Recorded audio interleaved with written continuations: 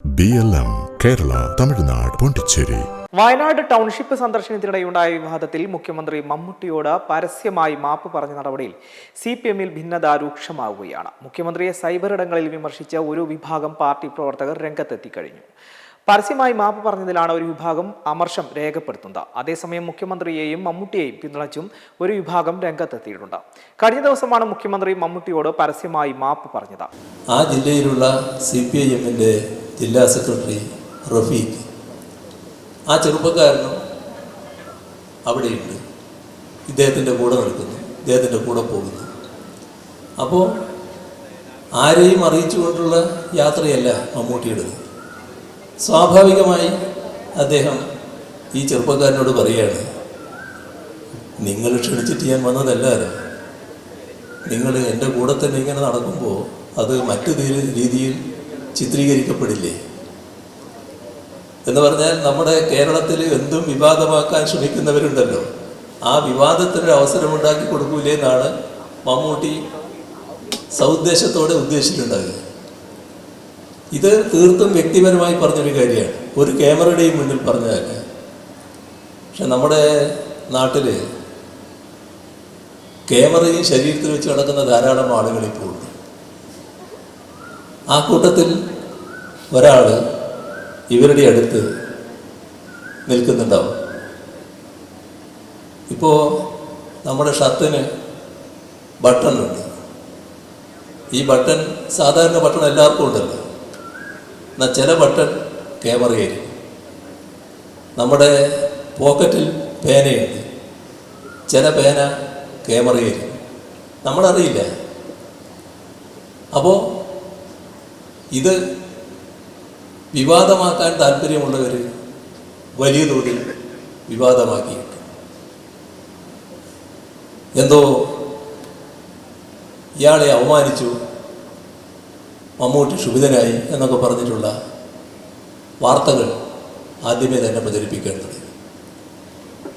പിന്നീട് വന്ന വാർത്തകൾ അതിൻ്റെ ഭാഗമായി സാമൂഹ്യ മാധ്യമത്തിൽ മമ്മൂട്ടിയെ വലിയ തോതിൽ ആക്രമിക്കുന്നുവെന്നാണ്. എന്തൊരു നിർഭാഗ്യകരമായ അവസ്ഥയാണെന്ന് നോക്കണം. നമ്മുടെ മലയാളത്തിൻ്റെ മഹാനടൻ നന്മ മാത്രം വിചാരിച്ച് കേരളത്തിൽ ഏറ്റവും മാതൃകാപരമായി പൂർത്തിയാക്കിയ ഒരു പരിപാടി കാണാൻ വേണ്ടി പോകുന്നു. അദ്ദേഹം ഗവൺമെൻറ്റിനെ അറിയിച്ചില്ല, രാഷ്ട്രീയ പാർട്ടികളെ അറിയിച്ചില്ല, ആരോടും ഡിസ്കസ് ചെയ്തിട്ട് പോയതല്ല. അദ്ദേഹത്തിന് സ്വന്തമായി പോകണം തോന്നി.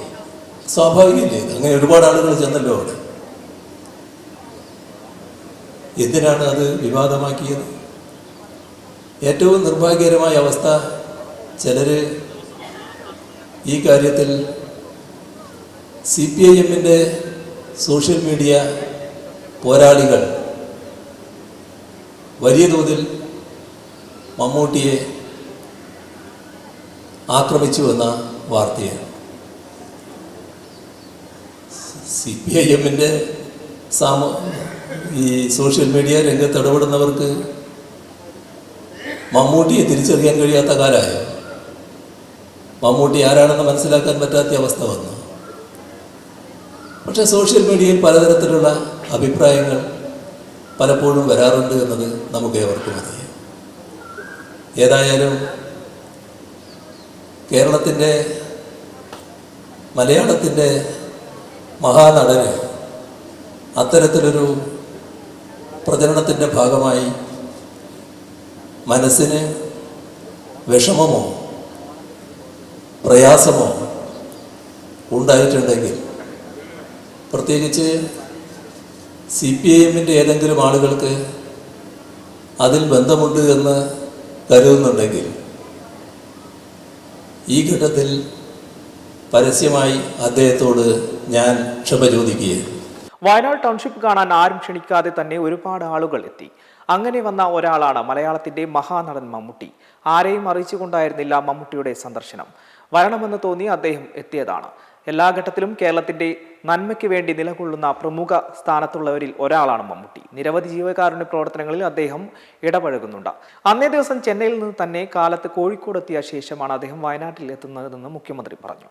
CPM വയനാട് ജില്ലാ സെക്രട്ടറി കെ റഫീഖിനോട് സ്വാഭാവികമെന്ന നിലയിൽ മമ്മൂട്ടി പറഞ്ഞ ഒരു കാര്യത്തെയാണ് വിവാദമാക്കിയത്. കേരളത്തിൽ എന്തും വിവാദമാക്കാൻ നടക്കുന്നുണ്ടവരല്ലോ, അവർക്ക് അവസരം ഉണ്ടാക്കി കൊടുക്കരുത് എന്ന സതുദ്ദേശത്തോടെയായിരുന്നു മമ്മൂട്ടി അക്കാര്യം പറഞ്ഞത്.